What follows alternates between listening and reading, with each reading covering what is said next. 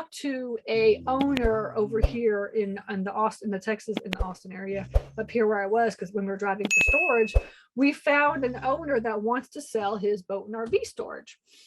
And he had like a 5-acre lot, let's say. It was probably like 5 acres, and he had about like 75 storage facilities. I mean, sorry, not storage facilities, a boat and RV parking like lanes. It's like covered but open parking. It wasn't like completely enclosed or anything like that. And he wanted to sell. He was like, I'm selling. When we called him, we talked to him, he's like, I'm selling, make me an offer. All right. So we said, yeah, we're going to go out there and take a look at it. We took a look, and he has like, one row of boat and RV. He was making around $72,000 a year on his boat and RV parking. All right. So for me personally, he had when I view that, he had 5 acres of land, and then he was taking up probably around like maybe 2.5 acres just for the boat. Because remember, boat and RV takes up a lot of like space. You got like, especially he had like big lanes that had like, huge big RV spots and stuff, because those things could get up to like 60 feet sometimes. And so it just takes a lot of space to move in, and now it's like truck parking or something. Okay. And so he had like maybe 70 or 80, I can't remember, 75 spaces on one half, and then nothing on the other. So like a free open area on the other. Okay. So we basically, when we looked at this property for $72,000, I mean, a year, we valued the property as $600,000. I said, for me, when I look at a property and there's storage on it, and it's an income producing property, and it's earning this much money, that means that it's worth X amount of dollars, right? So the value of the land I don't really account for the value of the land. All right.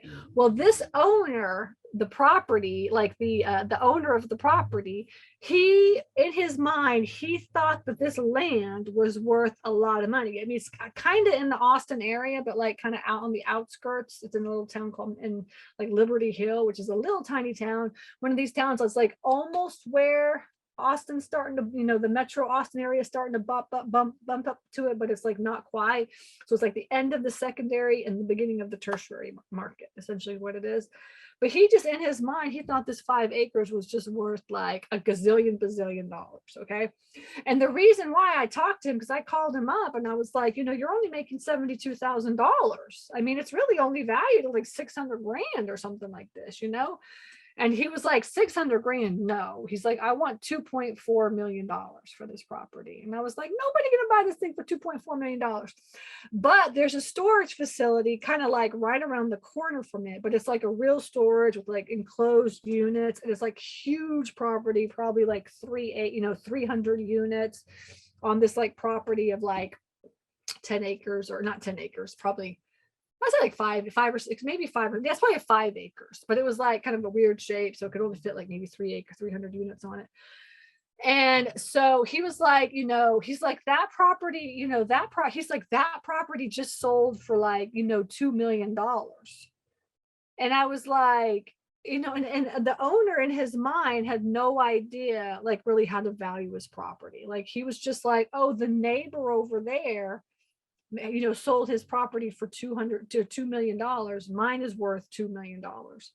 And basically I had to tell him, like, that is not how commercial real estate works. Like, essentially commercial real estate means if you buy that piece of land and you're going to do something with it as a business, the value of the business is what is the value of that property.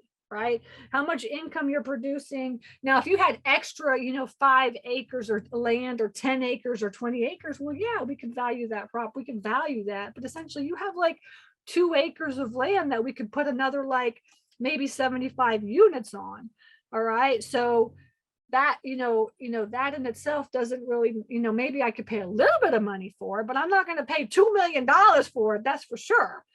But he totally did not understand that concept at all.